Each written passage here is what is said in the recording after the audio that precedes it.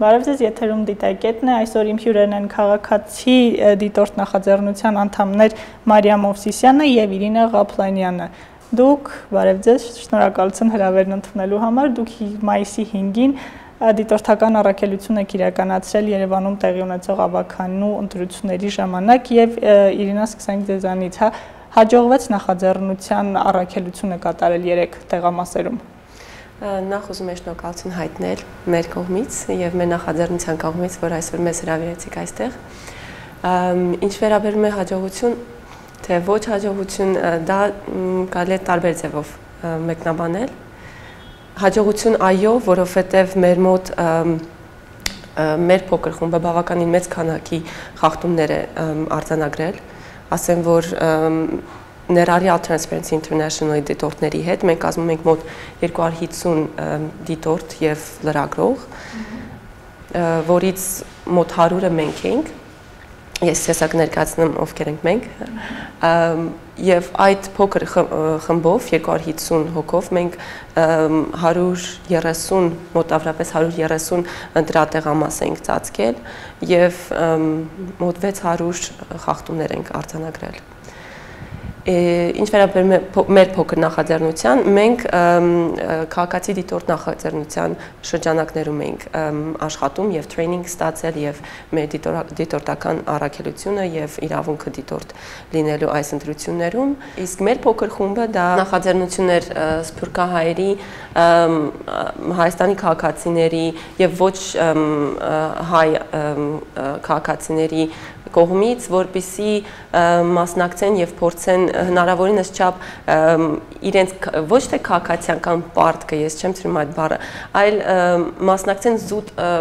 ինչ-որ մի քաղաքացիական նախաձեռնության եւ զգան, որ իրանք տեր են այս երկրի։ Ես ուսում եմ դա շատ կարեւոր մի պահ էր եւ այդ կողմից անշուշտ մեր մոտ հաջողություններ ոչ միայն այն պահով, որ մենք արձանագրել ենք այդքան խախտում, այլ որ մարդիկ զգացել են, որ իրանք մասնակից են եւ քաղաքացիական հասարակության կերտման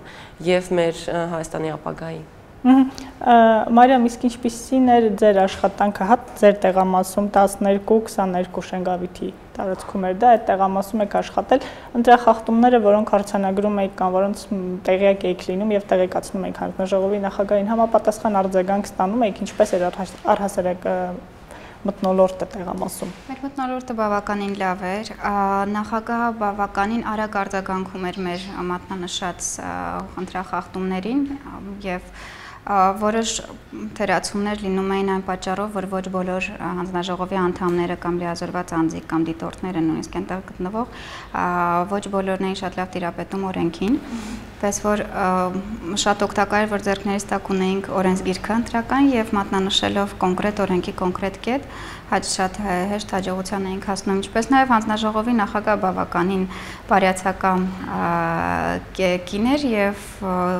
Թեք տեսախցիկների արկայության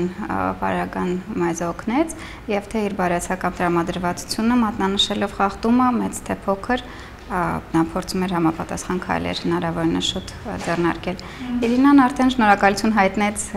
Civiltas-ին մեզ հյուրընկալելու համար, ես իմ հերթին եթե թույլ կտակ կցանկանայի շնորհակալություն հայտնել նախաձեռնության կազմակերպիչներին եւ բոլոր կամավորներին, որոնք ովքեր ներգրավել էին նախաձեռնությունում, որովհետեւ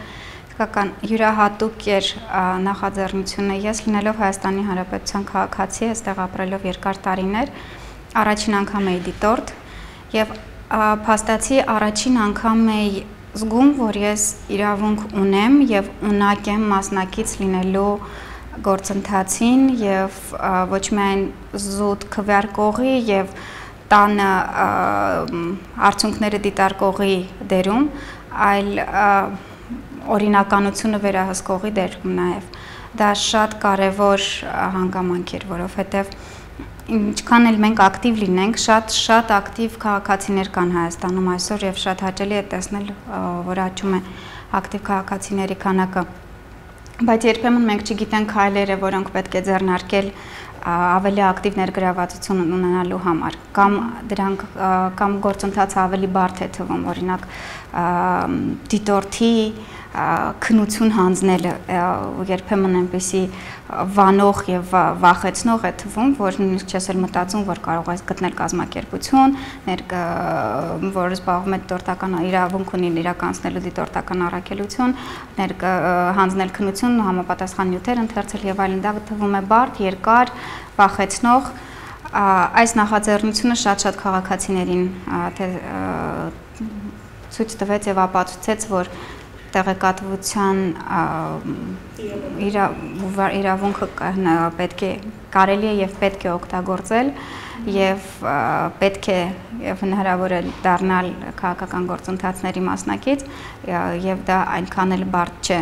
տեր կանգնել սեփական ձայնին, տեր կանգնել սեփական քաղաքին, երկրին կամ անդրական գործընթացին այս կամ այն կերպ մասնակից լինել։ Շատ լավ, բացի դիտորդներից եւ քաղաքական ուժերից երեք շատ ակտիվ տեղամասերում աշխատել են, այդ մասին ահազանգել են բազմից տարբեր դիտորդներ, թաղային հեղինակությունները։ Իրինա, ձեր տեղամասում դուք աշխատում էիք Մալաթիա Սեբաստիայի 7-12-ում, հա, ինչպիսի հարաբերություններ եւ ինչպիսի դրսեւորումներ ունեցան թաղային հեղինակությունները եւ արդյոք փորձեցին խոչընդոտել ձեր աշխատանքին։ Նախ իմ փորձիցյաններով, երեկվա փորձից կուզենա նշել, որ համարում եմ, որ դա թերություն է մեր ընտրական օրենսգրքում, որ թույլ է տալիս, որ ոչ այնքան թաղային հեղինակությունները մասնակցեն կամ ներկա լինեն ընտրական գործընթացին, այլ որ համարյա մեր հանձնաժողովի բոլոր անդամները իրար քաչ ծանոթ էին, որը խոչընդոտում էր ամբողջ մթնոլորտը պրոֆեսիոնալ հարթակին դնել։ Մարդիկ, այդ կներեք, հանձնաժողովի անդամները վերաբերվում են ամբողջ ընթացքին, ոնց որ դա լիներ, կներեք, այդ բակի ընտրություն։ Դա միանգամից ուրիշ հարթակի վրա էր դնում ընտրության ինստիտուտի կարևորությունը։ Դա մեկ, երկրորդը, այո, մեր մոտ ներկա են այսպես կոչված թաղային հեղինակությունները, վստահված անձանց մեկը տեղական համատիրության պետն էր եւ հնարավորինս չափ նա փորձում էր այդ իր հեղինակությունը կամ պաշտոնը օգտագործել տարբեր ձևերով։ Մարիամ, խոսվեց այսօր եւ առհասարակ երեք ամբողջ օրը խոսում էինք գաղտնիության սկզբունքի մասին, ասեմ, որ Transparency International-ը իրավունքի Եվրոպա միավորում հասարակական կազմակերպության հետ նախաձեռնել էր մի գործընթաց, որի նպատակն էր հասնել հանրային ճնշումների միջոցով ընտրական օրենսգրքում այնպիսի փոփոխության, որը թույլ կտա ընտրությունից հետո ցուցակների հրապարակում, դա իշխանությունները մերժում են պատճառաբանելով ընտրական գաղտնի իրավունքի ոտնահարմամբ։ Երեք ահազանգեր եղան գունավոր գրիչների կամ բանում այդ ընտրախցիկում մեկից ավել մարդու գոյության, որը դարձյալ ընտրության գաղտնիության իրավունքի խախտում է։ Այս առումով ձեր տեղամասում ինչեր եղան եւ ինչ կարող եք ասել առհասարակ։ Մեր տեղամասում ընտրախցիկում եկից ավելի անձի գտնվելու դեպքեր էին արձանագրվել, սակայն հիմնականում տարեց մարդկանց օժանդակելու նպատակով։ Առաջին իսկ անգամից հետո, երբ մենք նախագահի ուշադրությանը դարձինք, որ ուղեկցող անձնավորությունը անպայմանորեն պետք է գրանցվի գրանց համաձայնում, դրանից հետո կարգը պահպանվեց։ Դա մի տեսակներ գաղտնիության պայմանի ապահովման կային դեպքեր, երբ ծրարի մեջ քվեաթերթիկի հետ տեղադրվել էին սխալմամբ նաև ծանոթությունները, որոնք քաղաքացիները ստացել էին։ Երկու նման դեպքեր արձանագրվել մեր ընտրատեղամասում եւ անվավերցից ճանաչվեցին թերթիկները ընդհանուր որոշ դիտորդների նկատառումներով, որովհետեւ գտնում էին, որ քվեաթերթիկը եթե ճիշտ է լրացված, գուցե եւ անհրաժեշտություն չկա անվավեր ճանաչելու, բայց մենք մատնանշեցին գաղտնիության սկզբունքի կարևորությունը եւ այդ քվեաթերթիկները անվավեր ճանաչվեցին այսուհանդերձ։ Այսինքն մենք ասելով ուղղակի ակնարկեցինք, հանձնաժողով որոշեց, թե դա համապատասխանում է օրենքի կետին, թե ոչ։ Գաղտնիության սկզբունքի խախտումները հիմնականում երևի ուղեկցողների ներկայություններ, բայց դա օրենքով սահմանված է։ Այսինքն եթե կան մարդիկ, ովքեր ունակ չեն ինքնուրույն, իսկ շատ էին նման մարդիկ։ Մեր ընտրատեղամասում բավականին շատ։ Մեր ընտրատեղամասում նաև երևի միջին տարիքը 60 տարեկանից բարձր կար, նույնիսկ 101 տարեկան ընտրողում բուրն ծափահարությունները ողջունեցին։ Չեմ կարող գնահատականներ տալ այդ տեսարաններին, բայց շատ ակտիվ երիտասարդների ուղեկցությամբ տարեց մարդկանց զանգվածային այցելություն ընտրատեղամաս եւ քվեարկությունը բավական մտածելու տեղիք էր տալիս եւ այն տարածքում երիտասարդները շատ ավելի քիչ էին եւ մեր հարցին արդյո զուտ դիտարկում որպես լրատվամիջոցի ներկայացուցիչ հարցնում էինք արդյոք ինչով է պայմանավորված հանգամանքը որ տարեց մարդիկ ավելի շատ են իրենք հանգիստ պատասխանում էին ընտրատեղամասում գտնվող լիազոր անձիկ կամ անդամները որ այդ տարածքում երիտասարդներ գրեթե չեն մնացել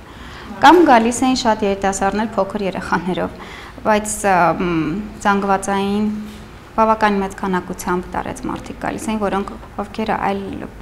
պայմաններում դժվար է պատկերացնել որ տնից դուրս են գալիս որովհետև նույնիսկ այդ 100 մետրը 50 մետրը հաղթահարել իրենց համար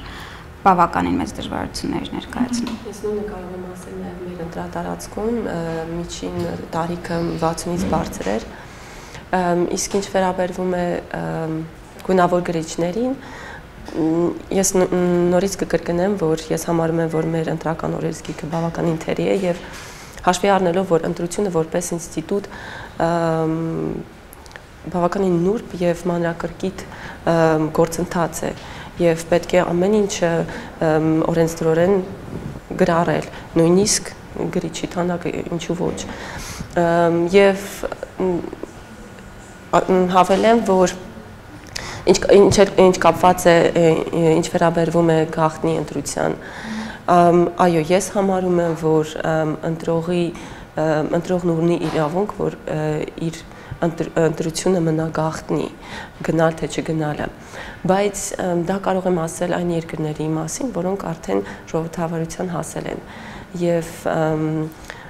իսկ Հայաստանը դեռ ժողովրդավարության ընթացքի կերտման փուլում է գտնվում։ Ես համարում եմ, որ մեր ընտրական օրենսգիրքը ոչ միայն թերի է, այլ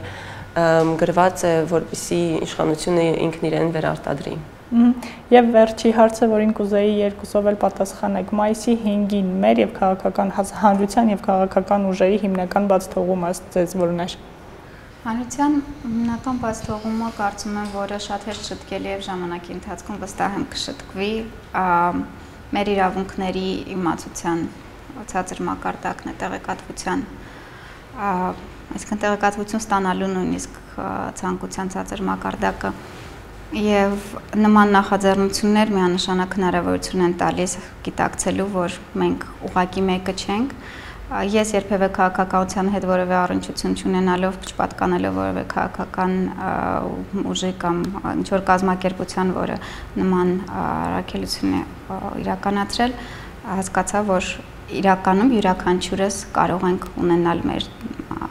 դերը եւ մեր ներկայությունը կարող եմ ասել միանշանակ տեսախցիկներով ընտրատեղամասերում իրենց դերն ունեցան ընդհանուր